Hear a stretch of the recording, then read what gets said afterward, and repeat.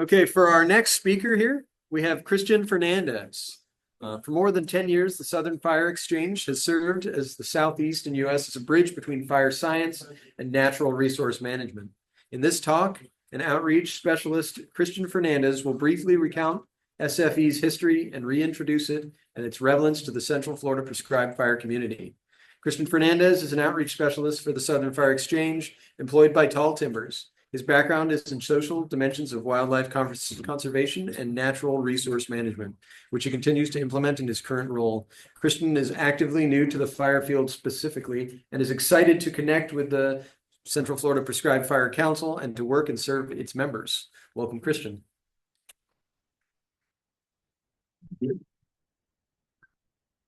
So as he said, my name's Christian. Nice to meet you all. So who here has heard of the Southern Fire Exchange? Okay. Who here has heard of the Southern Fire Exchange outside of reading it off of the itinerary? Okay, so that's a good amount of the room. Cool. So this is going to be a reintroduction for most of you. But for those of you who don't know about the Southern Fire Exchange, I hope you learned something. So who are we? We are a member of the Fire Science Exchange Network, which is a nationwide network of fire science exchanges. We're all funded through the Joint Fire Science Program out of the Department of Interior, and each fire science exchange is administered differently, but here in the Southern Fire Exchange, we're administered through North Carolina State University, Tall Timbers, my employer, and University of Florida.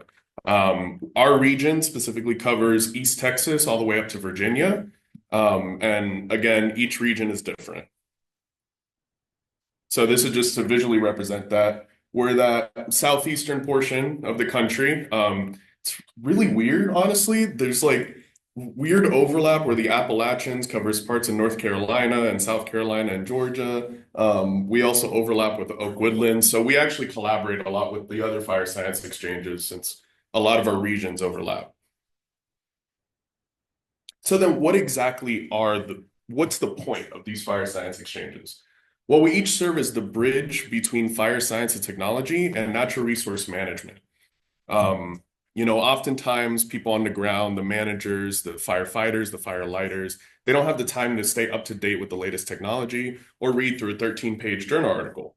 So we try to help them by making that fire science a lot more accessible and digestible through various means that I'll talk more about later. But we also connect the natural resource managers to the fire scientists.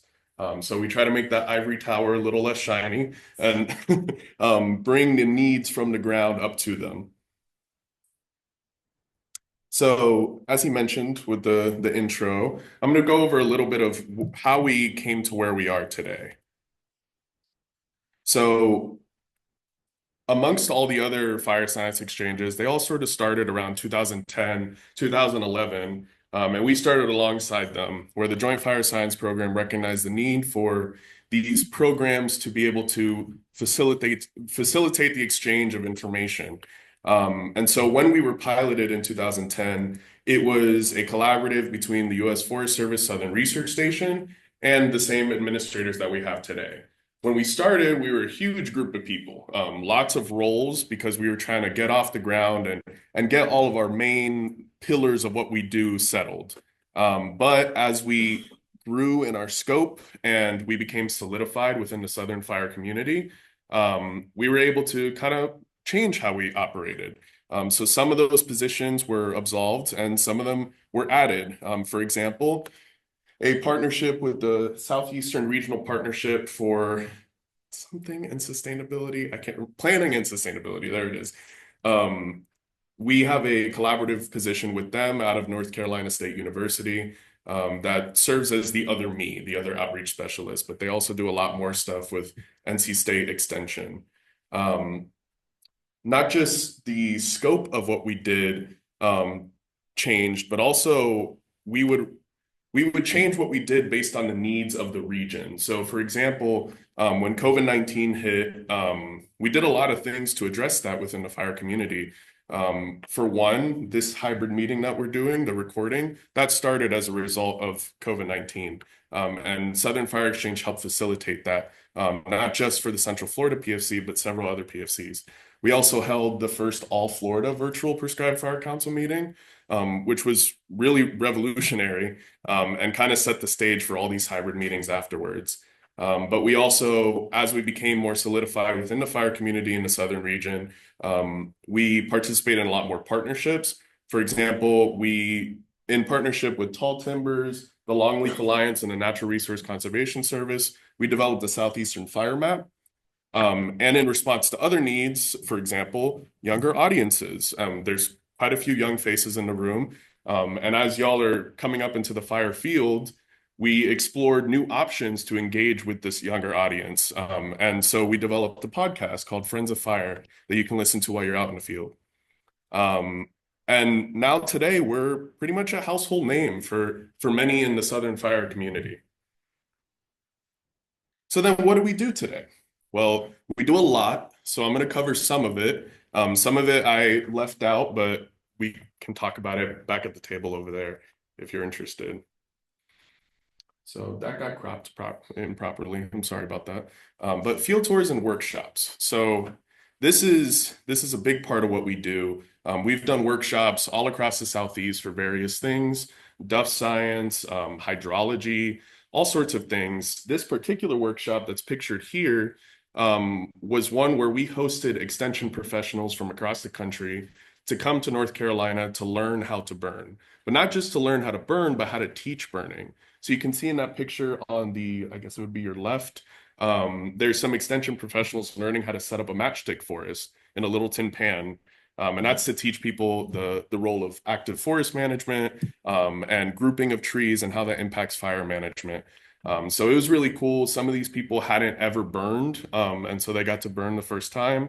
And there was even one extension professional that was able to bring back what they learned and establish a prescribed fire program in their home state. We actually have some workshops planned for this upcoming fiscal year. We're planning a series of Duff workshops in North Carolina, and it's a collaboration with the Appalachian Fire Science Exchange, where we'll be doing a Mountains to Sea Duff Fire Science workshop. And one that literally is like hot off the press, like y'all are the first ones hearing about it. We're starting a conversation about doing a pine rocklands workshop for South Florida. So for those of you who work in South Florida or work with pine rocklands or who work with urban burning, please come talk to me afterwards. We need a lot of input. Another thing we started last year was fireside chats. So this shows people outside. It's not an outside thing, it's a virtual thing. But it involves essentially it's like a webinar, but a little different, where you have a subject matter expert give a brief presentation to give some context as to why everyone's there in the room. But similar to this panel, it's an open discussion. People can chime in with whatever they feel, ask any questions they feel led to ask. And it's really just meant to be an open discussion about a particular topic. For example, we had one about wiregrass restoration. So these aren't recorded and aren't archived on our website to allow people to be able to speak freely with one another. So this is the bread and our bread and butter for the Southern Fire Exchange, our fact sheets and other publications. We cover a variety of topics, ranging from everything in fire science, whether it be wildlife management, smoke science, hurricanes even. And these publications are mainly published through the Southern Fire Exchange itself and are available on our website, southernfireexchange.org. But a lot of them are actually created in collaboration with other organizations like IFAS Extension, the Southern Regional Extension Forestry, others like that. And our latest fact sheet is the prescribed fire management of ephemeral wetlands of Southern pine communities for amphibian conservation. So if you scan this QR code, that'll take you to it. Unfortunately, I don't have any printed out because it was literally published like last week. I'll leave it up for a sec.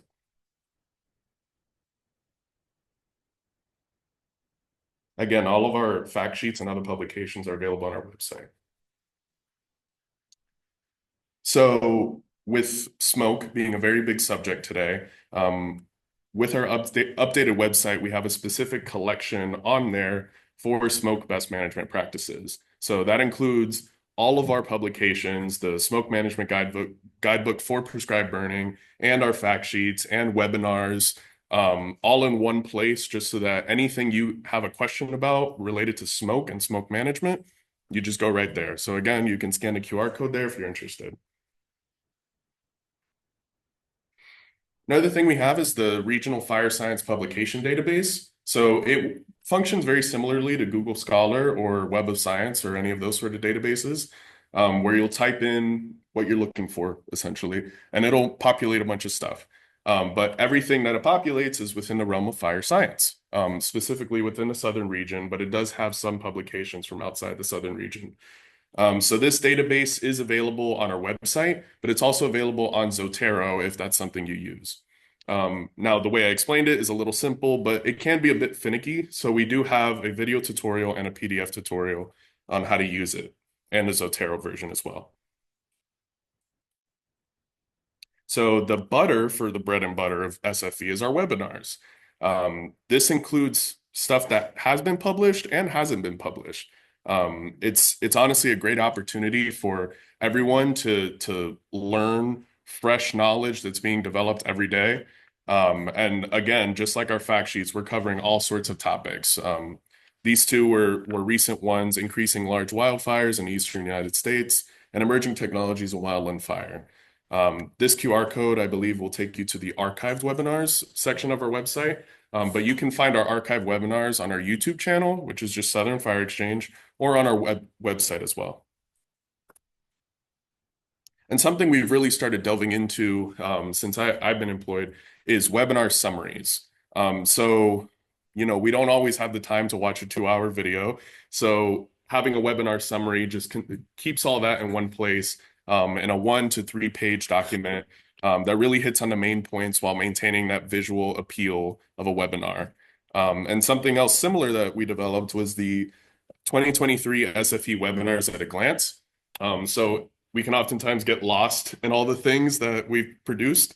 So this document just kind of condenses all those 2023 webinars into one place with a brief description and a QR code to take you to it. So this is my favorite part of working with the Southern Fire Exchange, is the outreach.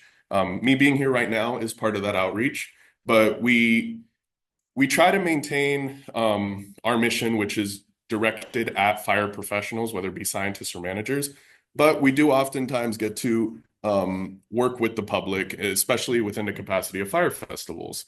So we will be at the Flatwoods Fire Festival on February 1st, and we hope to see you there. And then I know I already said the bread and butter, so I guess this is the jelly of the sandwich. But partnerships. SFE would not happen if not for partnerships. As I mentioned, the way we were founded was founded off of a partnership, and it's necessary for us to help you, and it helps us by being partnered with us. And these partnerships are wide-ranging. They can be huge regional ones, or it can be small ones just to make one little event happen. But they're so important to what we do. And if any of you are interested in partnering with the Southern Fire Exchange, please come talk to me and we'll see if it can happen. And with that, thank you so much for your time. This was a very, very short presentation, but I guess that's a good thing, so we could leave early.